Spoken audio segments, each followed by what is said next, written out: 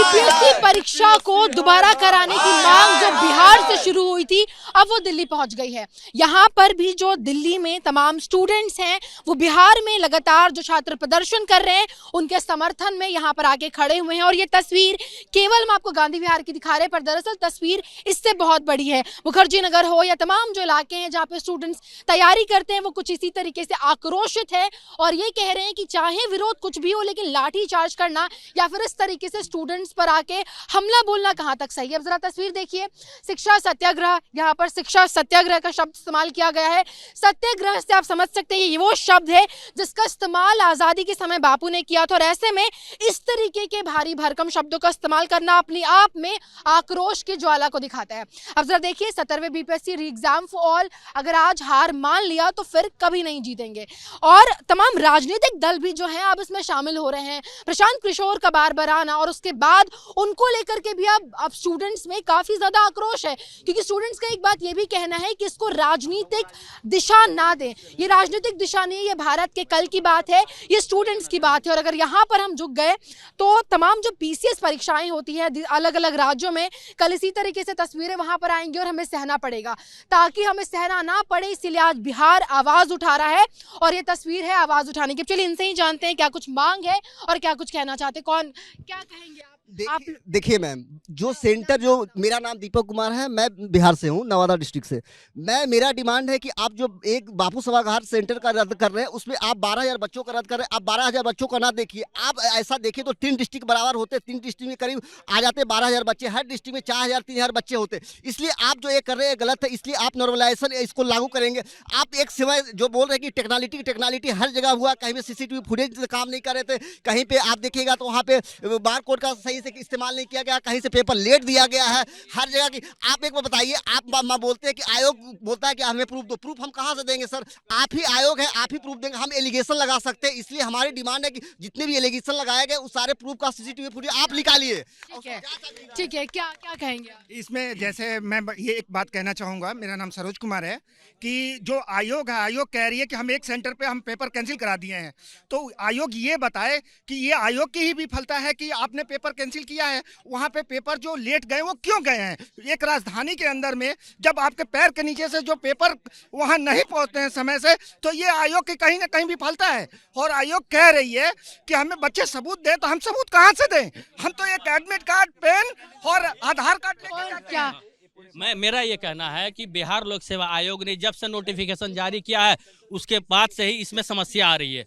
बिहार जब इन्होंने पीटी का एग्जाम करवाया तो जो सर्वर की समस्या थी, परीक्षा से पहले 93,000 छात्रों ने फॉर्म नहीं भरा, इन्होंने जल्दी जल्दी एग्जाम करवा दिया। 5,000 छात्रों का सेंटर आपको गया देने के बाद एक दिन बाद ये नोटिफिकेशन निकाल। बिहार में ये जो मुद्दा चल रहा है वो तो चल रहा है, लेकिन इसके साथ ही साथ अक्सर एग्जाम्स को लेकर पेपर लीक की समस्या कभी नीट में आ रही है, कभी किसी चीज में आ रही है। ऐसे में भारत का बुनियादी जो है शिक्षा है उसके साथ लगातार खिलवाड़, एक तो स्टूडेंट्स के भविष्य और ऊपर से भारत के भविष्य को कितना असर डालता है? देखिए, लगातार आपने नीट का देखा, नीट में उसी तरह पेपर लीक, अभी एसएससी में उसी तरीके से हुआ है, एसएससी में यूपी पीसीएस में उसी तरीके से हुआ, आपको बीपीएससी में लगातार पेपर बार बार लीक हो रहा है। तो झारखंड में भी हुआ, झारखंड एसएससी का भी हुआ। तो लगातार अभी बिहार में कई वर्षों, ये पूरे भारतवर्ष में कई वर्षों से पेपर लीक की समस्या हो रही। ये लोग छात्रों को बरगला रहे हैं। पेपर लीक की जो समस्या है इससे स्टूडेंट्स के मेंटल पे, मतलब मेंटल हेल्थ पे कितना असर पड़ता है? देखिए, सिर्फ मेंटल हेल्थ पे ही असर नहीं पड़ता है, सबसे बड़ी चीज जो है ना, ये तैयारी करने। बिहार में एक सोनू नाम का लड़का बीपीएससी का प्रिपरेशन कर रहा था। आप सोशल मीडिया पर देखे होंगे, कई मीडिया चैनलों पर उसने क्या स्टेप लिया, मैं बोलना नहीं चाहूंगा मीडिया में। उस बच्चे ने क्या, पालीगंज का एक स्टूडेंट था, बीपीएससी का ही अभ्यर्थी था। तो हर दिन नए नए बच्चे इस तरीके से स्टेप ले रहे हैं, तो इस पर तो सरकार को सोचना चाहिए ना। इतने दिनों से बैठे हैं, पहले 3-4 साल तैयारी करो, उसके बाद वैकेंसी आती है, उसके बाद स्ट्रगल करो। फिर उसके लिए पहले भी नॉर्मलाइजेशन के लिए बोला था, अब बोल रहे हैं तो सेंटर पे एग्जाम लेने का, तो नॉर्मलाइजेशन तो अपने आप होगा, उसमें लागू हो गया। ठीक है, उसमें लागू हो गया। गवर्नमेंट करे या ना करे तभी करना पड़ेगा इन लोगों को, उस चीज के लिए यहाँ पर मांग एक है। छात्र नहीं होती देखिए जैसे जैसे आपने कहा ना कि मेंटली क्या असर पड़ता है, मेंटली ही सिर्फ असर नहीं पड़ता है, फिजिकली इकोनॉमिकली, क्योंकि यहाँ जो आता है ना वो अधिकतर middle class lower middle class के बच्चे आते हैं और उनके पिताजी जैसे इन्होंने अभी बताया सोनू कुमार के, सब पूरे भारत को पता होगा कि उसके पिताजी दिहाड़ी मजदूरी करते थे मुंबई में। उसके बाद आप सोचिए, उसके बाद जो बीपीएससी का ये रुतबा रहा है कि देख के आप, हम बीपीएससी के लिए एक डाटा देना चाहेंगे। अभी जैसे आज भी जो सचिव हैं उन्होंने बोला कि हमारे पास कोई साक्ष्य नहीं है, अगर साक्ष्य होगा तो हम कैंसिल करेंगे। उनको अब इससे ज्यादा क्या साक्ष्य दिया जाए कि जो वो बापू सेंटर है वहां पे 18,000 एडमिट कार्ड रिलीज हुआ था, जिसमें से 12,000 परीक्षार्थी शामिल हुए थे, और जो भी वहां पे अब वो बोल रहे हैं उपद्रव हुआ है, ये हुआ है, वहां पे पेपर पहुंची ही नहीं 18,000। अब मान लीजिए एक पेपर होता है ना, तो जितनी एडमिट कार्ड रिलीज होती है उतनी पेपर आती है। अब मान लीजिए कि 12,000 लोगों को वहां पे पेपर नहीं पूरा और 18,000 एडमिट कार्ड रिलीज हुआ, सोचने वाली बात है। एडमिट कार्ड आती है 18,000, वो बेंच क्यों निकाला गया? जो स्टूडेंट रहते हैं उनका बेंच नहीं निकाला जाता है। उससे पहले हम देते हैं नॉर्मलाइजेशन वाले मुद्दे पे हम आपको एक डाटा देना चाहेंगे। ये लोग कह रहे थे कि 80,000 लोगों के लिए, 92,000 लोगों के लिए हम विंडो नहीं खोल सकते हैं। 4 लाख के आसपास लोगों ने, 3.5 लाख के आसपास लोगों ने ट्विटर पे ट्वीट किया था। 3.5 लाख के आसपास लोग वो चाह रहे थे कि डेट एक्सटेंड हो और विंडो खुले एक बार उन लोगों के लिए, लेकिन आयोग को वो डाटा नहीं दिखी। आज हर दूसरे दिन आयोग डाटा रिलीज करता है। ये बेतुकी बात करते हैं, एकदम से बेतुकी बात करती है, ठीक है, एकदम से बेतुकी बात करती है। जी बताएं। ये बताइए कि जिस तरीके से आप लोग री एग्जाम की मांग कर रहे हैं, इससे पहले भी बीपीएससी को लेकर मैं बात करूं या फिर और भी यूनियन परीक्षाओं को लेकर बात करूं, कुछ ना कुछ मुद्दा सामने आता है, चर्चाएं होती है, और अब स्टूडेंट्स पे लाठीचार्ज करना, सत्याग्रह एक तरफ लेकिन लाठीचार्ज करना, कितना असर पड़ता है? मैम परीक्षा की नियमावली लगातार स्टेट चेंज कर रहे हैं, हम ये माने। जैसे नॉर्मलाइजेशन बड़ा मुद्दा यूपी में रहा, हम सब जेल गए यूपी में भी, वही काम ये भी कर रहे हैं। जहाँ जहाँ इनकी सरकार और जहाँ जहाँ अलायंस की सरकार, वहाँ हर जगह यह काम करने का कार्य किया जा रहा है। मैं ये पूछना चाह रहा हूँ कि जो परीक्षा लंबे समय से जो परीक्षा नियमावली चली आ रही थी, जिससे डिप्टी एसपी और एसडीएम भारी मात्रा में बन के जाते थे, उस परीक्षा में ऐसी क्या खामियां रहीं कि आप हम बच्चों को कमरे से और लाइब्रेरी से निकल के सड़क पे आंदोलन करने के लिए मजबूर कर दिया? कभी नॉर्मलाइजेशन, कभी कई शिफ्ट में एग्जाम, कभी एग्जाम, हर आप एक नोटिस टाइप करा के रखते हैं और 10 मिनट में आपकी नोटिस पब्लिश हो जाती है। कहीं ना कहीं बच्चों की जिंदगी के साथ खिलवाड़ है, क्योंकि एक तो एग्जाम्स जल्दी होते नहीं है, भारत की स्थिति है, एग्जाम जल्दी के साथ खिलवाड़ नहीं है, बिहार के अगले 30 साल के साथ खिलवाड़ किया जा रहा है मैम। ये हमारे भविष्य के साथ, हमारे अगली जो 3 पीढ़ी है उसके साथ खिलवाड़ किया जा रहा है मैम। ये जो है सिर्फ एक एग्जाम तक बात नहीं है, ये जब से भी पीएससी का फॉर्म निकला है तब से ये लोग जो है हमें मानसिक रूप से प्रताड़ित कर रहे हैं।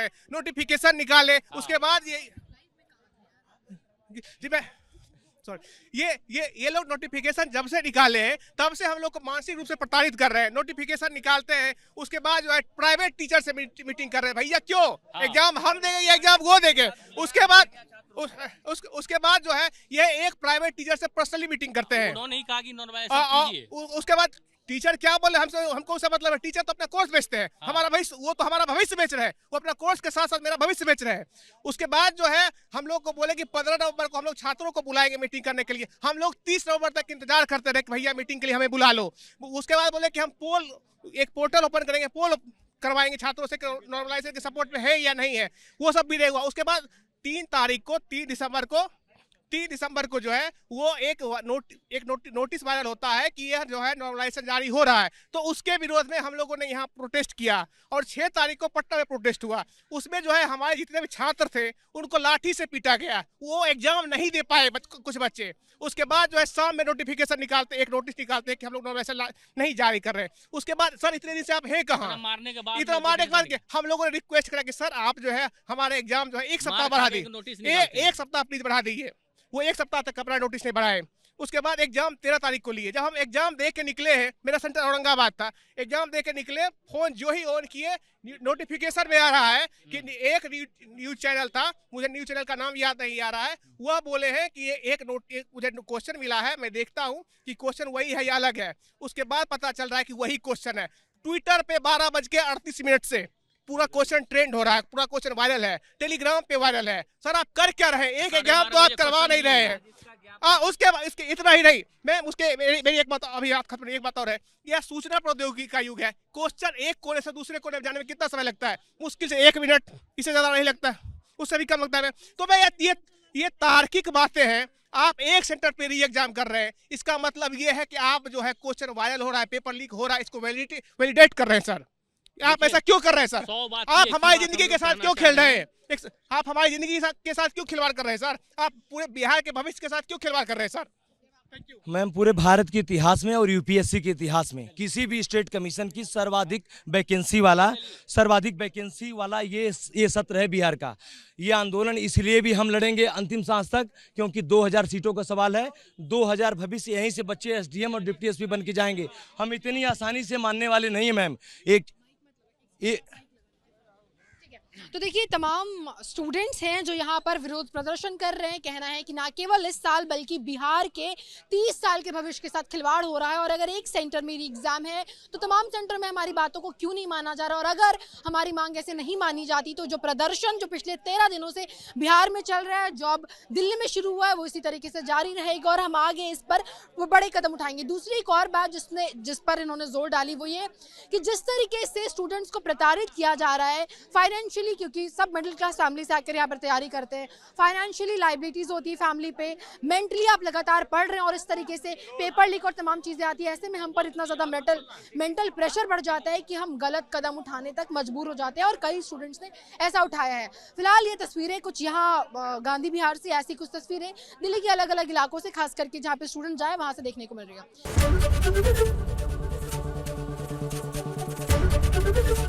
एबीपी गंगा, खबर आपकी, जुबान आपकी।